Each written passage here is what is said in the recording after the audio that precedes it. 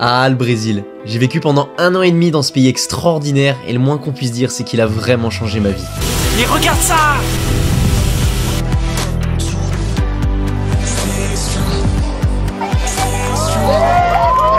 Toutes ces expériences que j'ai vécues, cette nature extraordinaire,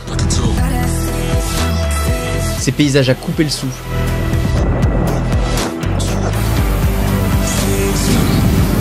cette culture et cette ambiance juste unique.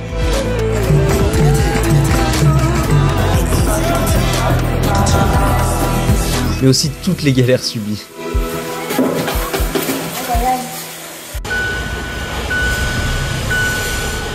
Mais même avec 1 an et demi passé au Brésil, il y a un seul truc que je n'ai pas pu faire et qui m'a beaucoup manqué, c'est carnaval, parce que c'était pendant la pandémie du Covid. Alors, quand mon copain m'a proposé de revenir au Brésil pour faire carnaval, revisiter Rio, et que notre colocataire était chaud pour venir avec nous, on n'a pas hésité, on a fait nos bagages, et je vous emmène avec nous découvrir cet événement populaire absolument incroyable.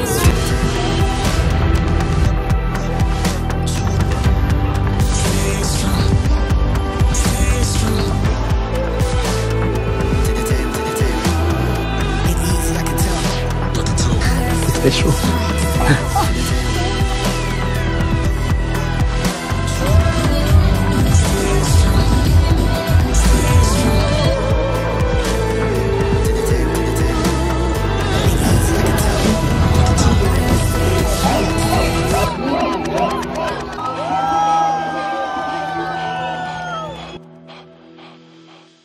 Alors, pour ce retour au Brésil, voici le plan. On part bien sûr de Paris et là on va à New York car c'était moins cher. Et ouais, le prix des billets d'avion pour carnaval c'est quand même vachement plus cher que d'habitude. On n'aura même pas le temps de visiter avant d'arriver à notre destination finale, Rio de Janeiro. De là, on va passer plus d'1 semaine à découvrir et redécouvrir la ville, puis on prendra la direction de Belo Horizonte, capitale de l'état de Minas Gerais, pour retrouver des amis et faire un carnaval loin des touristes. On y restera 1 semaine également avant de revenir vers Rio, toujours en bus et rentrer en France. Ça fait quand même des kilomètres, alors on traîne pas, il est grand temps de partir.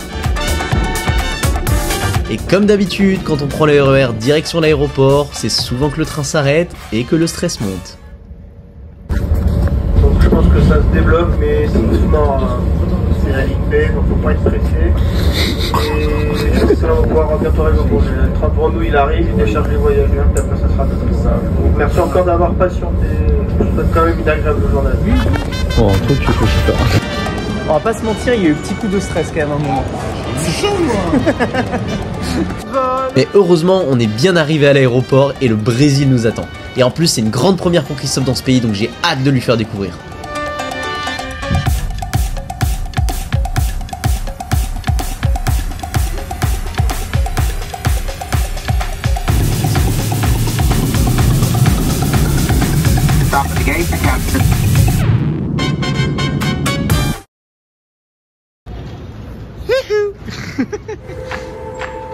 Bon bah voilà, c'est à peu près tout ce qu'on verra des US hein. Globalement, un douanier, des voitures de police, un aéroport, c'est tout. On repassera une prochaine fois. Dernière étape du trajet. Last one. Et on est à Rio.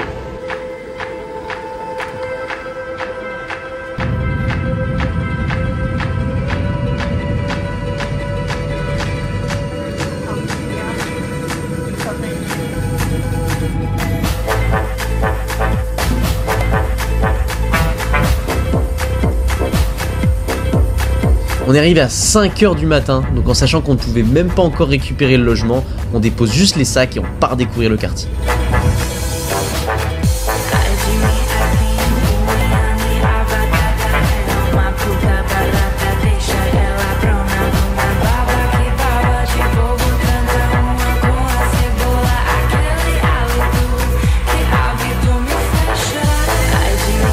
Et c'est en se promenant que par hasard on tombe sur le pain de sucre, un des sommets mythiques de Rio.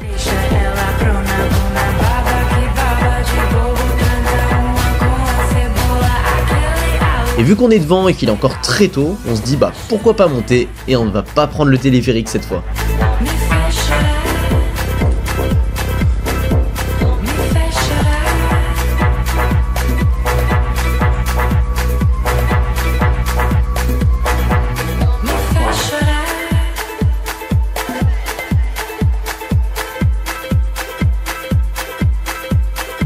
Transpire? Non, pas du tout.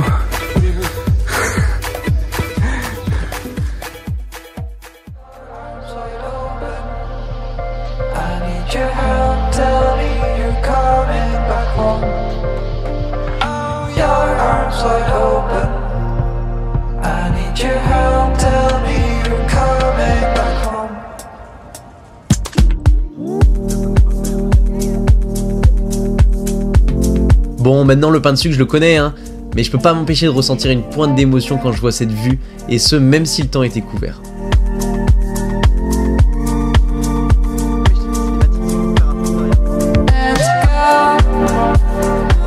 Mais même si on en prend plein les yeux, la fatigue du voyage, la chaleur et les kilomètres à pied commencent sérieusement à nous peser. On est épuisé et il est même pas encore l'heure de récupérer la chambre. Cette journée commence donc à être interminable. 7 heures, on était là. Ah ben, tu finis en plus. Bah ouais, bah raconte-nous ton expérience. C'est la journée la plus longue de toute notre vie. Cette journée commence vraiment à être interminable. Alors il ne nous reste plus qu'à manger, nous poser voir le Christ Rédempteur dans les nuages, et enfin terminer cette première journée épuisante. Tellement pas habitué à avoir des goûts pareils.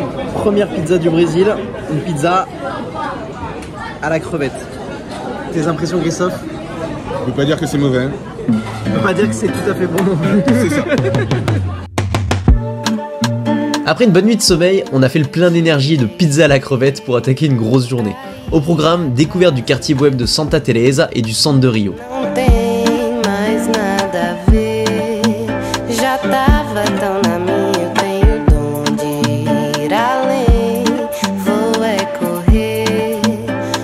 Et pour découvrir le quartier de Santa Teresa, rien de mieux que le tramway.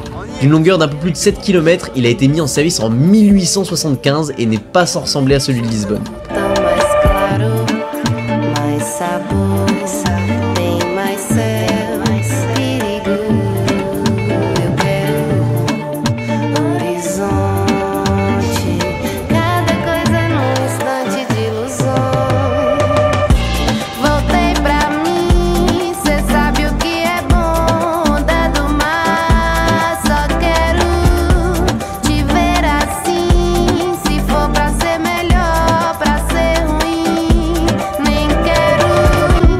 Très amusant, une fois arrivé en bout de ligne au pied du Corcovado et de la favela de Morro dos Prazeres, le tramway ne fait pas demi-tour mais repart dans l'autre sens et les sièges doivent être basculés d'un côté à l'autre.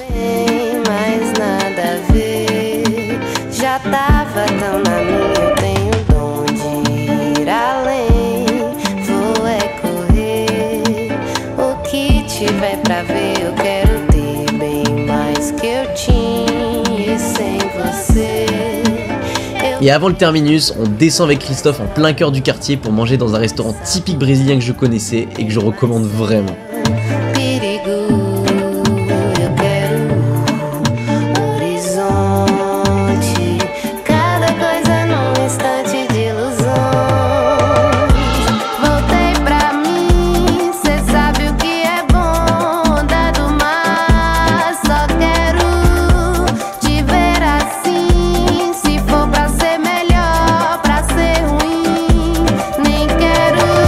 Et en redescendant à pied en direction du centre, je ne peux que me remémorer tous les très bons souvenirs vécus dans cette maison dans laquelle j'ai passé plusieurs mois.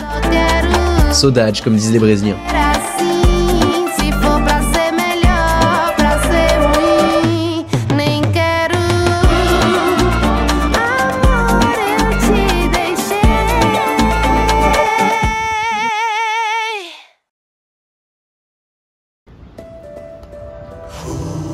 Le lendemain, on va terminer la visite du centre-ville qu'on avait commencé la veille.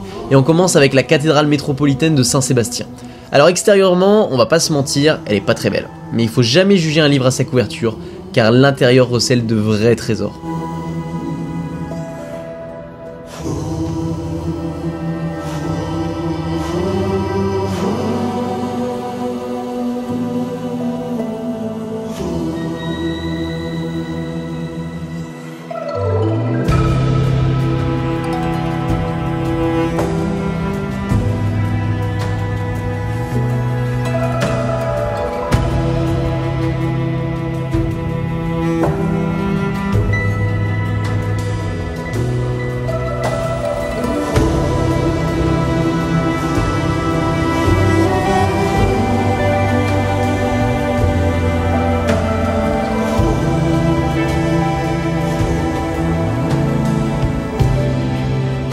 À peine ressorti, on prend la direction d'un autre lieu que je n'avais pas encore vu et qui est digne du monde d'Harry Potter. En 1837, les immigrants portugais de la ville de Rio ont décidé de construire une bibliothèque à leur effigie. Considérée comme l'une des plus belles bibliothèques au monde, elle rassemble la plus grande et prestigieuse collection d'œuvres littéraires portugaises et abrite plus de 350 000 ouvrages, dont certains datent du XVIe siècle.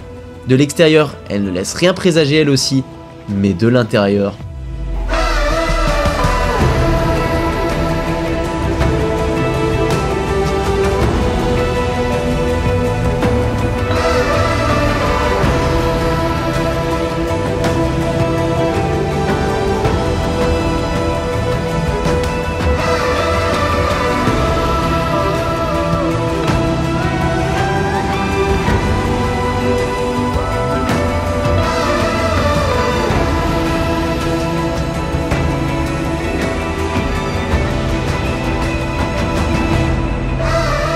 Un lieu vraiment hors du temps.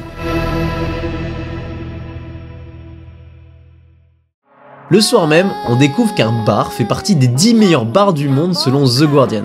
Alors on y est allé et on a été plutôt surpris. Déjà parce qu'on dirait une brocante, et en plus il y avait très peu de monde alors qu'on est vendredi soir.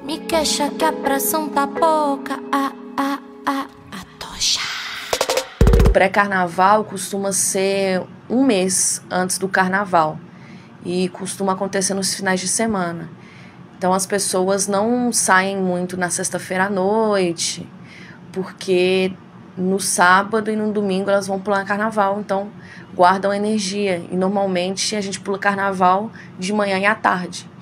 Então as pessoas não saem na sexta para 8 horas da manhã tá na rua pulando carnaval. Ouais, alors forcément on n'avait pas cette info de base, mais bon, on va quand même profiter de ce lieu complètement décalé jusqu'au bout.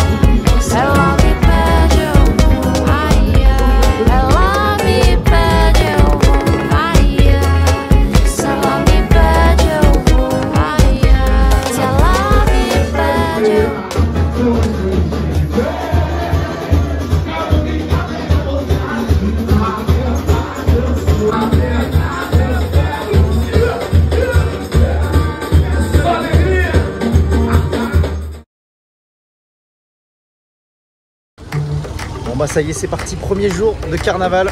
T'es prêt Christophe? Oh, j'ai reconnu. Hey. T'as reconnu. Cette première journée, c'était pas encore vraiment carnaval. C'est un pré-carnaval comme les Brésiliens savent si bien le faire, parfois des semaines avant la date officielle.